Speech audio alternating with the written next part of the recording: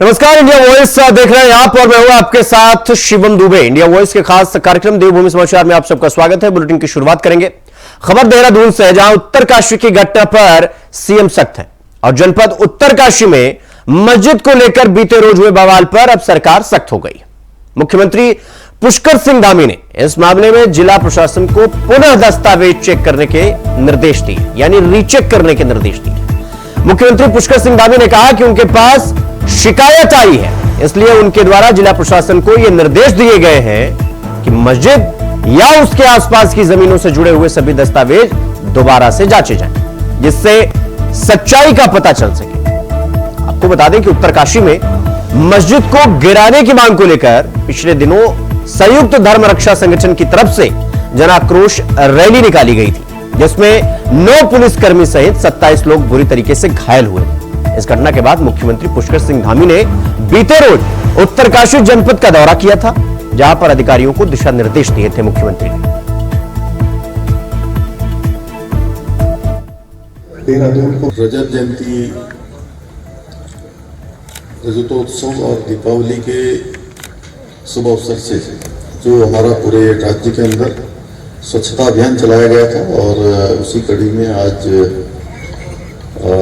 कल हमारा राज्य स्थापना दिवस है और कल राज्य स्थापना के 24 वर्ष पूरे हुए हैं। उससे ठीक एक दिन पहले आज जो स्वच्छता का अभियान, श्रमदान का अभियान पूरे राज्य के अंदर चलाया जा रहा है, इस अवसर पर हमारे शहरी विकास मंत्री आदरणीय प्रेमचंद अग्रवाल जी, इस क्षेत्र के हमारे लोकप्रिय विधायक आदरणीय खजानदास जी, धर्मपुर क्षेत्र के लोकप्रिय विधायक आदरणीय विनोद चमोली जी, हमारे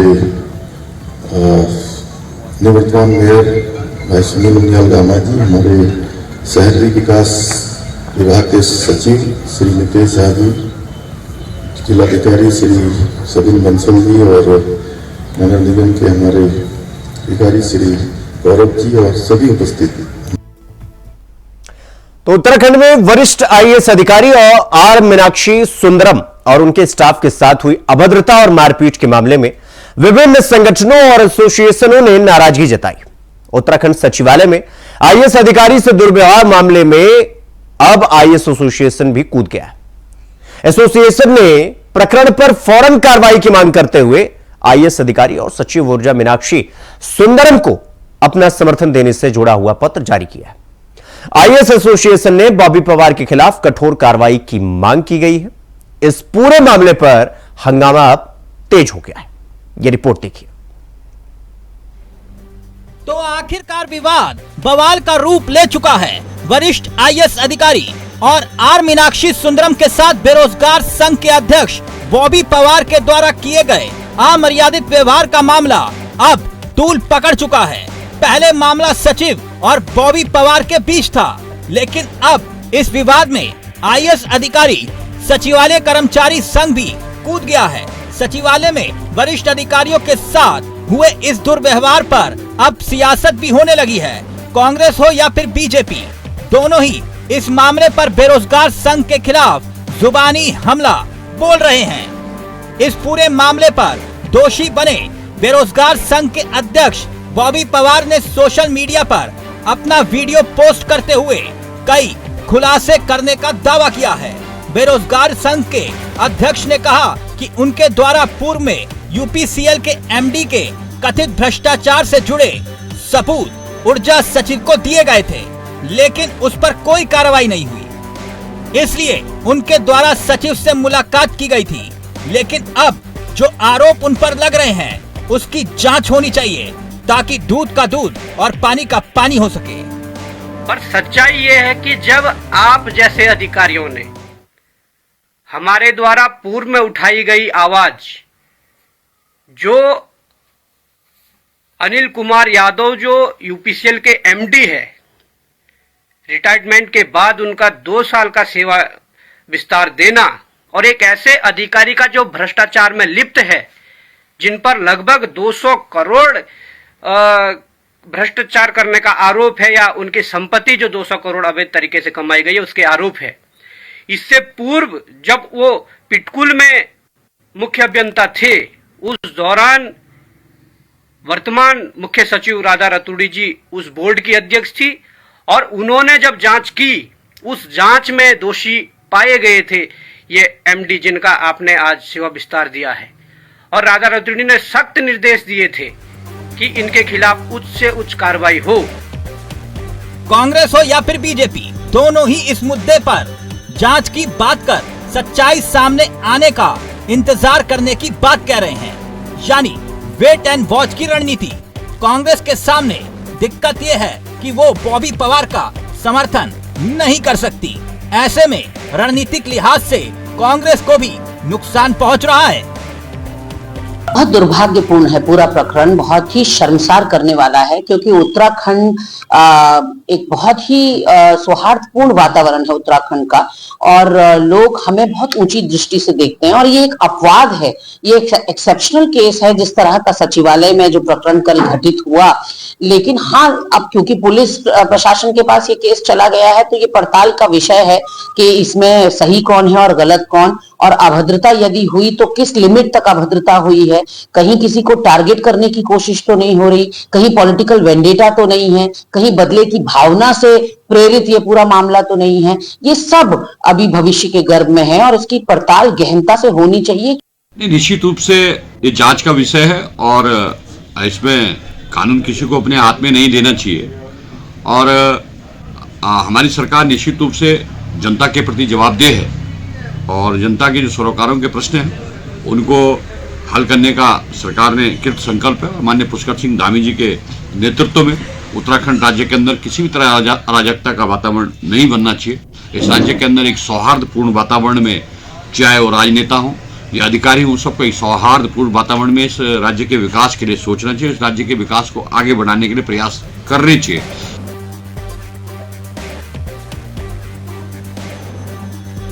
उत्तराखंड सरकार के सचिव और उनके कार्यालय स्टाफ पर हमले के आरोप की कड़ी निंदा चारों तरफ की जा रही है, मगर सवाल ये कि सच है क्या वाकई में बात बदसलूकी तक आई या कहानी कुछ और है। उम्मीद है कि इस पूरे प्रकरण की निष्पक्ष जांच होगी, जिससे सच्चाई सबके सामने आए कि आखिरकार कौन सच्चा और कौन झूठा। अबे कैंथुरा, इंडिया वॉइस, देहरादून।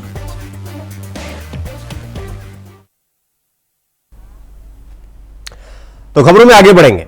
दिल्ली से पिथौरागढ़ के बीच पहली बार 42 सीटर विमान सेवा शुरू हो गई है। हवाई जहाज का किराया 3000 तक तय किया गया है। हवाई सेवा शुरू होने के बाद दिल्ली और उत्तराखंड में रहने वाले लोगों ने विमान सेवा का जमकर फायदा उठाया। इससे पूर्व दिल्ली से दर्जा राज्य मंत्री गणेश भंडारी 42 सीटर विमान में 21 यात्रियों के साथ पिथौरागढ़ पहुंचे।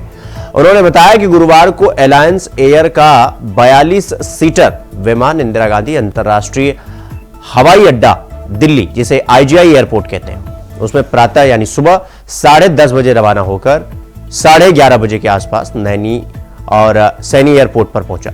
जबकि पिथौरागढ़ से इसी विमान से सड़क परिवहन और राजमार्ग राज्य मंत्री अजय टम्टा 27 यात्रियों के साथ दिल्ली के लिए रवाना हुए। उत्तराखंड एयर कनेक्टिविटी स्कीम के तहत शुरू हुई इस हवाई सेवा से सीमांत के लोगों में उत्साह है।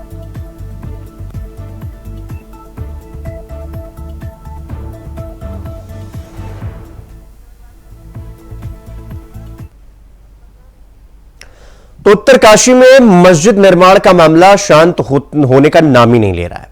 हिंदू संगठनों ने एक बार फिर महापंचायत बुलाने का फैसला लिया है। बजरंग दल के प्रदेश संगठन मंत्री अनुज वालिया ने कहा कि उत्तरकाशी में जिस धार्मिक स्थल के कागजात दिखाए जा रहे हैं उनमें कोई प्रामाणिकता है ही नहीं। लोगों का दावा है कि धार्मिक स्थल अवैध है, यानी इल्लीगल है। इसके खिलाफ आंदोलन किया जाएगा। 1 दिसंबर को उत्तरकाशी के रामलीला मैदान में महापंचायत बुलाई गई है। लोनीवी गेस्ट हाउस में पत्रकार वार्ता यानी प्रेस कॉन्फ्रेंस में अनुज वालिया ने कहा कि लगातार सूचनाएं मिल रही थी कि धार्मिक स्थल में अवैध गतिविधियां हो रही हैं। उन्होंने दावा किया कि यह धार्मिक स्थल इल्लीगल है। इसके खिलाफ बड़े आंदोलन का निर्णय लिया गया है। 25 नवंबर को गंगा घाटी में तहसील स्तर पर ज्ञापन दिया जाएगा। 1 दिसंबर को एक हिंदू महापंचायत का आयोजन होगा। देवभूमि विचार मंच के बैनर तले उत्तरकाशी के रामलीला मैदान में महापंचायत बुलाई गई है, जिसमें विहिप यानी वीएचपी, बजरंग दल और भी कई हिंदू संगठनों के लोग शामिल होंगे। इस दौरान वीएचपी के प्रदेश संगठन मंत्री अजय, जिला महामंत्री कीर्ति महर, अंकित बंटवाड़, गणेश, अजय बड़ोला और दिनेश पवार मौजूद रहे।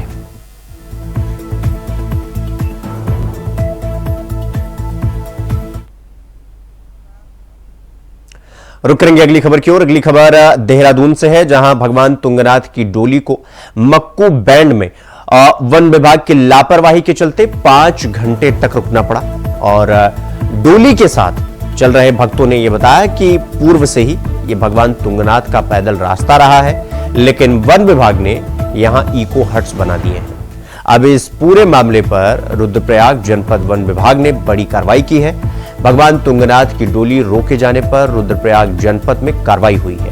उप प्रभागीय वनाधिकारी रुद्रप्रयाग, वन विभाग वन क्षेत्राधिकारी अगस्त्य मुनि सहित 6 कर्मियों का ट्रांसफर किया गया।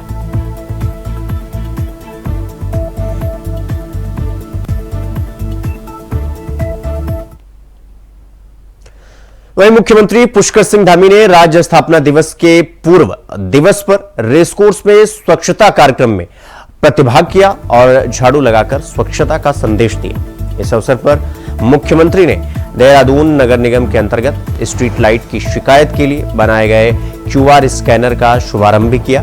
यह स्कैनर देहरादून नगर निगम के अंतर्गत लगी स्ट्रीट लाइट के खंभों पर लगाया जाएगा। स्ट्रीट लाइट खराब होने पर कोई भी व्यक्ति इसे स्कैन कर शिकायत दर्ज कर सकता है। मुख्यमंत्री ने कहा कि अल्मोड़ा के मरचूला में बस हादसे में दिवंगत लोगों की स्मृति में आज प्रदेश भर में स्वच्छता और सेवा के कार्यक्रम आयोजित किए जा रहे हैं। स्थापना दिवस की आज पूर्व संध्या है। एक दिन पहले हम सब लोगों ने हमारे प्रधानमंत्री आदरणीय मोदी जी के नेतृत्व में पूरे देश के अंदर स्वच्छ भारत अभियान चला था और उसके 10 वर्ष पूरे हुए हैं। निरंतरता से देश स्वच्छता की ओर आगे बढ़ा है और हमारा राज्य पर्यटन की दृष्टि से, श्रद्धालुओं की दृष्टि से, तीर्थयात्रियों की दृष्टि से पूरे देश दुनिया के लोग यहाँ आते हैं।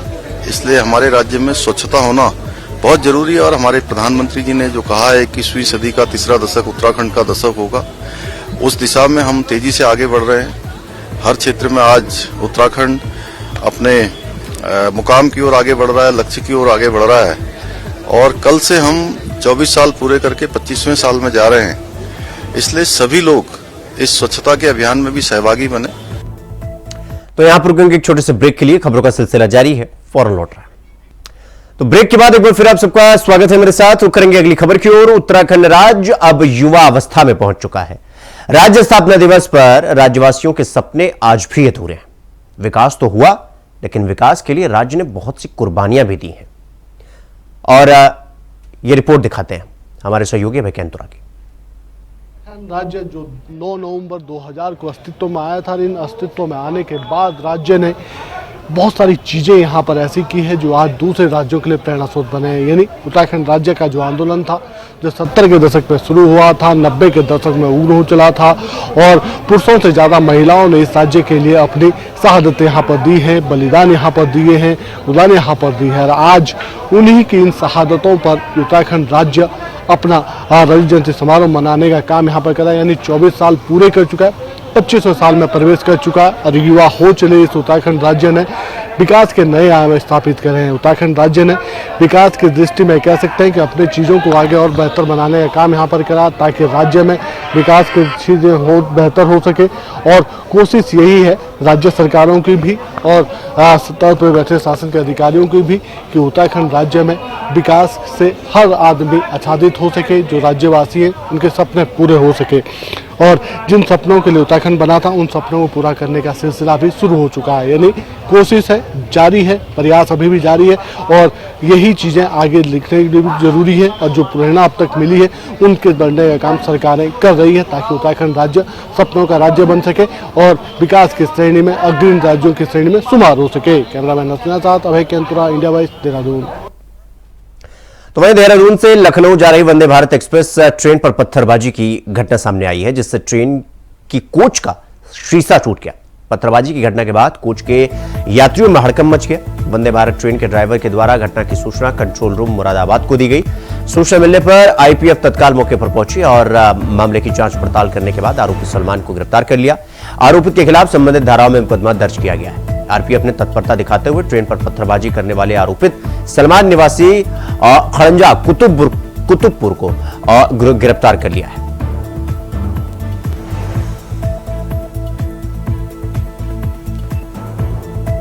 तो आरोपित सलमान को गिरफ्तार किया गया है, जिसने वंदे भारत एक्सप्रेस जो कि दिल्ली जा रही थी उस पर पत्थरबाजी की। तो उत्तराखंड राज्य स्थापना दिवस के मौके पर युवा कल्याण विभाग की तरफ से युवा महोत्सव का आयोजन किया जा रहा है, जिसमें सांस्कृतिक प्रोग्राम और पारंपरिक खेल आयोजित किए जाएंगे। 9 नवंबर से 14 नवंबर तक देहरादून के परेड ग्राउंड में आयोजित होने वाले इस युवा महोत्सव में राज्य की संस्कृति को भी प्रदर्शित करने का काम किया जाएगा। 9 तारीख की शाम से हम लोग युवा महोत्सव राज्य स्थापना दिवस के अवसर पर हम लोग युवा महोत्सव सेलिब्रेट करेंगे। ये 9 तारीख की शाम से लेकर 14 तारीख तक यानी कि बाल दिवस तक यह युवा महोत्सव लगातार कार्यक्रम के रूप में हम सब के बीच में रहेगा। इस युवा महोत्सव को हम लोग परेड ग्राउंड में आयोजित कर रहे हैं और इस युवा महोत्सव में माननीय मुख्यमंत्री जी के कर कमलों से 9 तारीख को शाम से इसका शुभारंभ होगा और 14 तारीख तक ये लगातार संचालित रहेगा। प्रथम दिन में हमारे इस युवा महोत्सव के कार्यक्रम में हमारे खासकर जो हमारे नेशनल गेम्स होने वाले हैं, तो नेशनल गेम की एक थीम भी इसमें मुख्य रूप से प्रभावी ढंग से रखी गई है।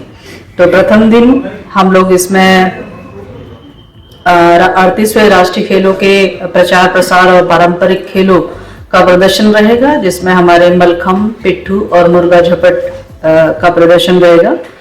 इसके साथ ही हम लोग माननीय मुख्यमंत्री जी के कर कमलों से नेशनल गेम्स वॉलंटियर्स पोर्टल की भी हम लोग शुरुआत करेंगे, उसकी लॉन्चिंग रहेगी। स्पोर्ट्स साइंस की हमारी इसमें प्रदर्शनी भी रहेगी, क्योंकि अब की बार का जो हमारा युवा महोत्सव है उसके लिए जो है वो जो थीम मिली है हम सब लोगों को युवा महोत्सव के लिए, वो इनोवेशन इन स्पोर्ट्स साइंस इसका मुख्य थीम है। तो इसमें स्पोर्ट्स साइंस की प्रदर्शनी रहेगी, इसमें स्पीकर सेशंस भी रहेंगे, जिसमें अमन राय जी को फाउंडर हैं एरोलिक के, वो भी रहेंगे, उनका सेशन रहेगा। मुर्गेश कुमार जी ऑटिन स्पोर्ट्स के हैं, उनका भी इसमें सेशन रहेगा। विक्रमानंद जी सीईओ हैं केस के, वे भी अपना सेशन देंगे। इसके साथ ही इसमें विज्ञान मेले का आयोजन रहेगा, फूड फेस्टिवल रहेगा, युवा कृति के अंतर्गत हैंडीक्राफ्ट, टेक्सटाइल, एग्रो प्रोडक्ट प्रदर्शनी भी इसमें रहेगी, स्टार्टअप प्रदर्शनियां भी इसमें रहेंगी, हैंडीक्राफ्ट प्रदर्शनियां रहेंगी, पुरस्कार वितरण का भी रहेगा और कंसर्ट प्रस्तुतियां भी, पांडवास बैंड का कंसर्ट प्रस्तुति भी इसमें रहेगी। इसी प्रकार से 11 तारीख को भी प्रातः 10 बजे से हम लोग इसको प्रारंभ करेंगे। तो लोकगीत एकल के रूप में भी प्रस्तुतिकरण आएगा, लोक नृत्य एकल के रूप में भी प्रस्तुतिकरण आएगा, मूर्ति कला प्रतियोगिता रहेंगी, भाषण प्रतियोगिता रहेंगी, फूड फेस्टिवल रहेंगे और 38वें राष्ट्रीय खेलों के प्रचार प्रसार और खेलों का प्रदर्शन, रेन इंडिया, स्ट्रॉन्ग मैन और इगास मेला, ये भी प्रदर्शन का हिस्सा रहेंगे। और स्पीकर सेशन रहेगा इसमें भी, जिसमें हमारे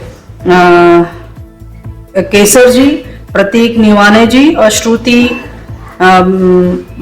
बनगुरे जी, ये इसमें रहेंगे, जो कि फाउंडर स्पोर्ट्स प्लस और हेड रीजन के जो हैं कर्मचारी अधिकारीगण हैं। इसके साथ ही सेम स्टार्टअप प्रदर्शनियां, हैंडीक्राफ्ट प्रदर्शनियां, पुरस्कार वितरण, ये सब रहेगा। हम लोग तो इसी के साथ देवभूमि समाचार में इतना ही। देश और दुनिया की तमाम खबरों को देखने के लिए देखते रहिए इंडिया वॉइस। नमस्कार।